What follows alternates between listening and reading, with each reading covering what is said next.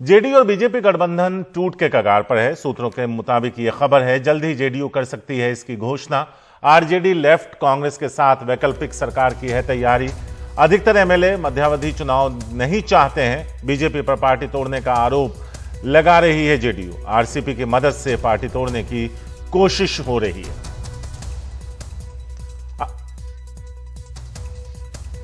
एक मॉडल इस्तेमाल किया गया था 2020 के विधानसभा के चुनाव में, चिराग मॉडल, और दूसरा चिराग मॉडल तैयार किया जा रहा था। लेकिन कभी अगर होगा आगे तब बताएंगे कि षड्यंत्र कहां कहां हुआ और कैसे कैसे हुआ। भैया अगर चिराग मॉडल की बात कर रहे हैं तो चिराग का तो मॉडल विकास का मॉडल है।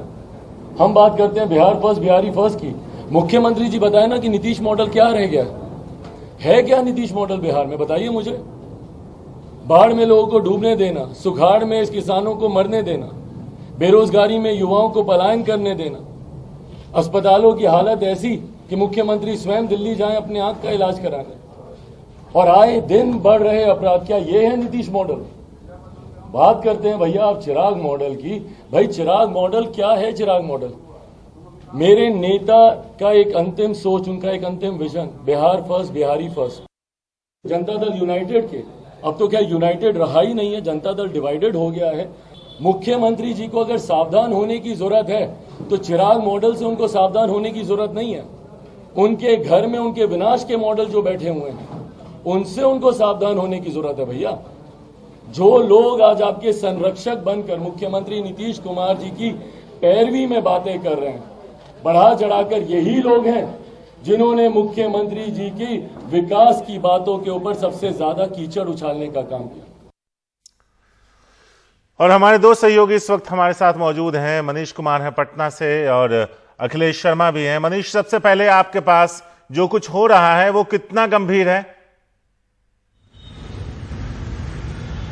देखिए सारिक, जो कुछ भी हुआ है, क्योंकि ये जो चिराग मॉडल की कल ललन सिंह ने जो बात की, ये बात 2020 के चुनाव के दौरान से सब लोग जानते थे। लेकिन अब अगर ऑफिशियली इस बात की चर्चा ललन सिंह करे या जनता दल यूनाइटेड का कोई और भी नेता करे, इसका मतलब है कि नीतीश कुमार के अंदर ये जो गुस्सा था, इस गुस्से को वो एक तरह से उन्होंने पब्लिक करने की रणनीति बनाई है कि इसे अब पब्लिक किया जाए, इसके बारे में और भी ज्यादा बातें की जाए, और उसके साथ ही साथ इसका राजनीतिक विकल्प भी उन्होंने एक तरह से पहले उस पर वर्कआउट कर लिया है। क्योंकि अगर आप देखें तो हाल के दिनों में क्या हुआ, पिछले बार विधानसभा का सत्र चला था सारिक, और वो पहला सत्र था जब नीतीश कुमार ने एनडीए के संयुक्त विधायक दल की बैठक नहीं बुलाई थी। बीजेपी मुकेश साहनी के पार्टी के 3 विधायकों को अपनी ओर मिलाकर वो सबसे बड़ी पार्टी हो गई थी।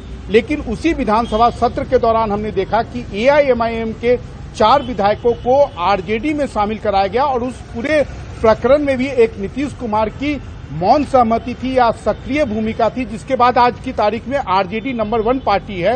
यानी कि कल को अगर नीतीश कुमार इस्तीफा भी देते हैं तो बीजेपी ये क्लेम ना करे कि उसे नंबर 1 वो सबसे बड़ी पार्टी है, इसलिए उसे सरकार बनाने का मौका मिलना चाहिए। तो जो कुछ भी आज हो रहा है, क्योंकि आज से लेकर कल तक बहुत सारा घटनाक्रम जो है वो स्पष्ट हो जाएगा। कल जनता दल यूनाइटेड की जो बैठक होगी उसमें नीतीश कुमार जब बोलेंगे तो सारी बातों का खुलासा करेंगे। और साथ ही साथ ये भी खबर आ रही है कि हाल के दिनों में बीजेपी ने जनता दल यूनाइटेड के कुछ विधायकों को तोड़ने की कोशिश की थी, जिससे नीतीश काफी खफा हैं। लेकिन अगर आप कहें कि आखिर नीतीश, जिसको नंबर 3 की पार्टी होने के बावजूद बीजेपी ने मुख्यमंत्री बनाया, उनकी नाराजगी का असल कारण क्या है, उसका हमने कई नेताओं से बातचीत की। उनका कहना यह है कि केंद्रीय गृह मंत्री अमित शाह ने 2020 के रिजल्ट आने के बाद जिस प्रकार बिहार बीजेपी के कद्दावर नेताओं को साइडलाइन कर यहां पर छोटे छोटे नेताओं को प्रमोट किया और पूरी पार्टी को उन्होंने रिमोट कंट्रोल पर लिया, और जिस प्रकार से पिछले 1.5 सालों के अंदर नीतीश कुमार पर बिहार बीजेपी के नेता हमलावर रहते थे, उनको लगता था कि कहीं न कहीं केंद्रीय नेताओं की मौन सहमति है, और इसी रिमोट कंट्रोल की पॉलिटिक्स से वो इतने खफा हैं कि उन्होंने विकल्प भी ढूंढ लिया है। क्योंकि जिस प्रकार से सभी दलों ने विधायक दल की बैठक बुलाई है वो सामान्य नहीं लग रहा है। वो कहीं न कहीं 2017 का को रिमाइंड करता है कि नीतीश कुमार अब अपनी राह चलने के लिए वो कहीं ना कहीं वो स्वतंत्र हैं या वो खोज रहे हैं कि बीजेपी से उनका पीछा छूटे? सारिक। मनीषा बने रहे हैं हमारे साथ। अखिलेश हैं। अखिलेश, क्या ये दरार इन दो दलों में इतनी चौड़ी हो गई है कि अब रास्ता अलग ही होगा, या फिर वापस साथ जिस तरह से बने हुए हैं कोई समझौता भी हो सकता है? कि बीजेपी का जो केंद्रीय नेतृत्व है वो तो खामोश है, उसकी ओर से कोई बात इस पूरे विवाद पर नहीं कही जा रही है, लेकिन प्रदेश स्तर पर जरूर ये संदेश देने का प्रयास किया जा रहा है शारिक कि बीजेपी चाहती है कि गठबंधन अंतिम समय तक बना रहे।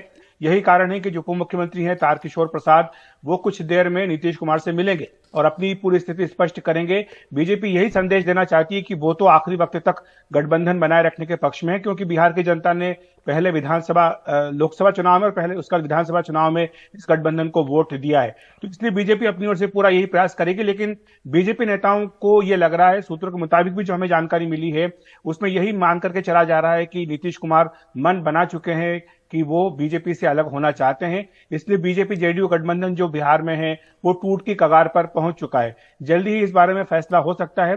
जैसा मनीष जानकारी दे रहे हैं कि न केवल जेडीयू बल्कि आरजेडी ने, इसके अलावा लेफ्ट पार्टियों ने और कांग्रेस ने, सबने अपने अपने विधायक दलों की बैठक बुला ली है। यानी सभी पार्टियों ने विधायकों को पटना में ही रहने का निर्देश दिया है। तो ये बिल्कुल साफ तौर पर इशारा कर रहा है कि किस तरह से वैकल्पिक सरकार JDU, RJD, Congress, left front की मिलकर बनाने की तैयारी पूरी हो चुकी है। पर्दे के पीछे काफी हद तक खेल हो चुका है। और जिस तरह की सरप्राइज की बात की जा रही है, अब शायद ऐसा लगता है कि वो सरप्राइज एक दो दिनों में मिले।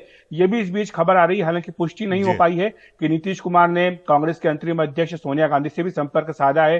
कांग्रेस के जो प्रभारी हैं बिहार के, वो भी आज पटना जा रहे हैं, वहां पर विधायक दल की बैठक होगी। और इस बीच ये भी खबर आ रही है कि कांग्रेस के एक विधायक ने कहा है कि वो नीतीश कुमार को समर्थन देंगे। तो ऐसे में ये बिल्कुल अब साफ होता जा रहा है कि शायद ये गठबंधन जल्दी ही टूट जाए।